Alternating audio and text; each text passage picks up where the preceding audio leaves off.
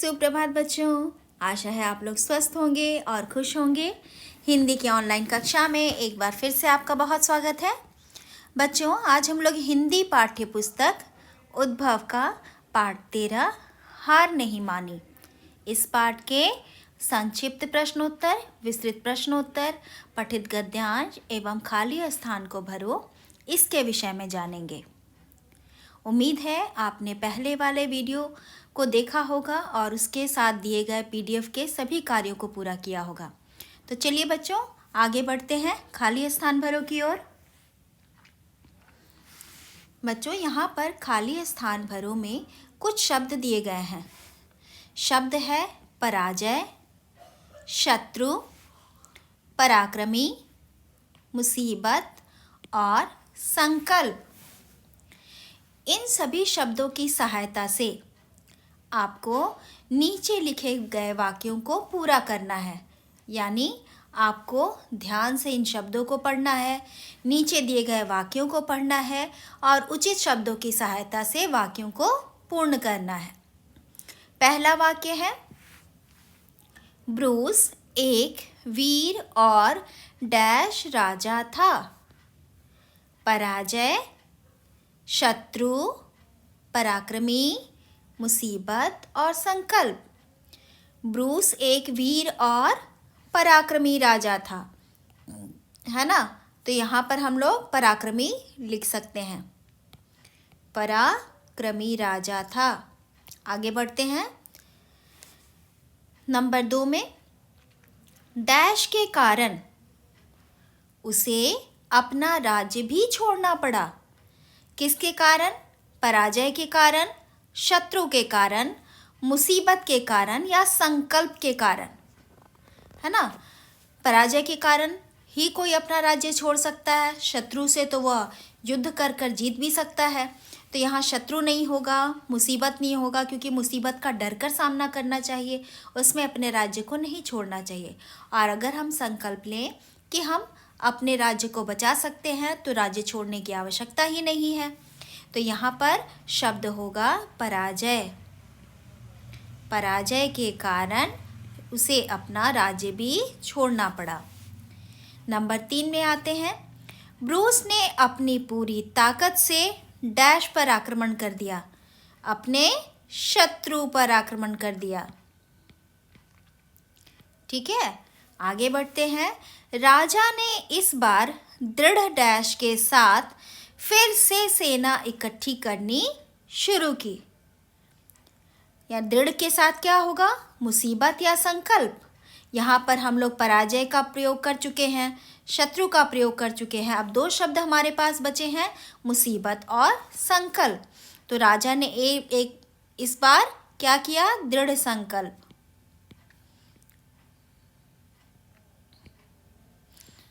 के साथ फिर से सेना इकट्ठी करनी शुरू कर दी। ठीक है, अब हमारे पास अंतिम शब्द बचा है, मुसीबत। अदम्य साहस के सामने कोई भी डैश टिक नहीं सकती। क्या नहीं टिक सकती बच्चों? मुसीबत। तो इस प्रकार से आपने देखा, सही शब्दों का चयन करते हुए हम बहुत ही आसानी से वाक्यों को पूरा कर सकते हैं। अब चलिए आगे बढ़ते हैं संक्षिप्त प्रश्नोत्तर की ओर। संक्षिप्त प्रश्नोत्तर में पहला प्रश्न है, पिछले कई युद्धों से किसकी हार हो रही थी? उत्तर है राजा ब्रूस की। दूसरा प्रश्न है, किस कारण ब्रूस को अपना राज्य भी छोड़ना पड़ा? किस कारण से उन्हें अपना राज्य छोड़ना पड़ा? उत्तर है पराजय के कारण। तीसरा प्रश्न है, राजा किससे छिपकर गुफा में आए? किससे वो अपनी जान बचाना चाहते थे? उत्तर है शत्रुओं से। आगे बढ़ते हैं प्रश्न संख्या 4 की ओर। इसमें दिया गया है, गुफा में राजा का ध्यान किस पर गया? राजा का ध्यान एक मकड़ी पर गया था, जो दीवार पर चढ़ने का प्रयास कर रही थी। आगे बढ़ते हैं प्रश्न संख्या 5 में, राजा ब्रूस ने किसे पुनः पा लिया? इसका उत्तर है खोए हुए राजपाट को। राजा ब्रूस ने अदम्य साहस दिखाया और अपनी शत्रु सेना को पराजित किया और अपने खोए हुए राजपाट को वापस पा लिया। चलिए आगे बढ़ते हैं विस्तृत प्रश्नोत्तर की ओर। विस्तृत प्रश्नोत्तर में विस्तृत प्रश्न के सभी उत्तर हम लोग पूर्ण वाक्यों में लिखेंगे। पहला प्रश्न है, ब्रूस के सैनिक उनका साथ छोड़कर क्यों चले गए? क्या ऐसी घटना हो गई कि सारे सैनिकों ने ब्रूस का साथ छोड़ दिया? तो उत्तर है, कई बार युद्ध में हार जाने के कारण सैनिक राजा का साथ छोड़कर चले गए। प्रश्न संख्या 2 की ओर आगे बढ़ते हैं। प्रश्न संख्या 2 में ब्रूस ने मकड़ी को क्या करते देखा? उत्तर है, ब्रूस ने मकड़ी को गिरने के बाद बार बार प्रयास कर अपनी मंजिल तक पहुंचते देखा। यानी उन्होंने देखा मकड़ी बार बार गिर रही है, बार बार वो प्रयास कर रही है और अंततः वो अपने मंजिल तक पहुंच गई। प्रश्न संख्या 3, मकड़ी को देखकर राजा ने क्या सोचा?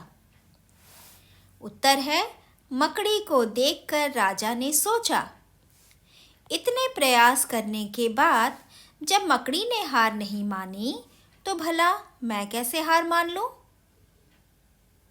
ठीक है, आगे बढ़ते हैं प्रश्न संख्या 4 की ओर। राजा ब्रूस के आगे शत्रु क्यों नहीं टिक पाए? राजा ब्रूस के साहस और इच्छा शक्ति के सामने शत्रु नहीं टिक पाए, है ना।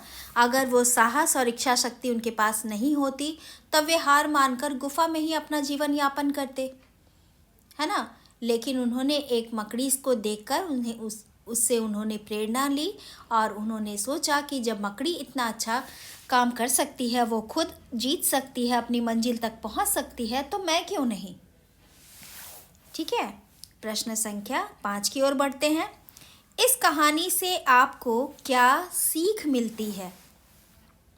उत्तर है, दृढ़ संकल्प और अदम्य साहस के सामने कोई भी मुसीबत अधिक समय तक नहीं टिक सकती। इस कहानी से यह सीख मिलती है। अब बच्चों आगे बढ़ते हैं पठित गद्यांश की ओर। यह पठित गद्यांश आपके पृष्ठ संख्या 110 यानी 110 से लिया गया है।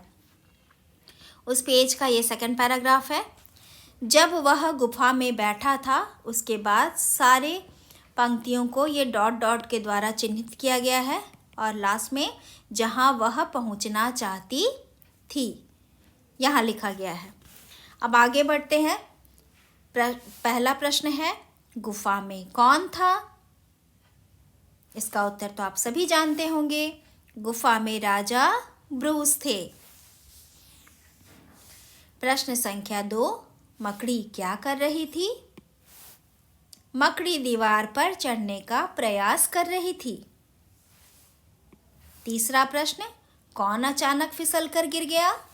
उत्तर है, मकड़ी अचानक फिसलकर गिर गई। प्रश्न संख्या 4, मकड़ी कहाँ पहुँचना चाहती थी? उत्तर है, मकड़ी अपनी मंजिल तक पहुँचना चाहती थी। अब बारी आती है प्रश्न, वाक्यों को शुद्ध कर पुनः लिखें। पुनः मतलब दोबारा लिखें। प्रश्न है, उसने रखा जारी प्रयास अपना। यह वाक्य का तो कोई भी सार्थक अर्थ में नहीं मिल रहा है, यानी कि यह वाक्य निरर्थक है। चलिए अब इसे सार्थक बनाते हैं। उसने अपना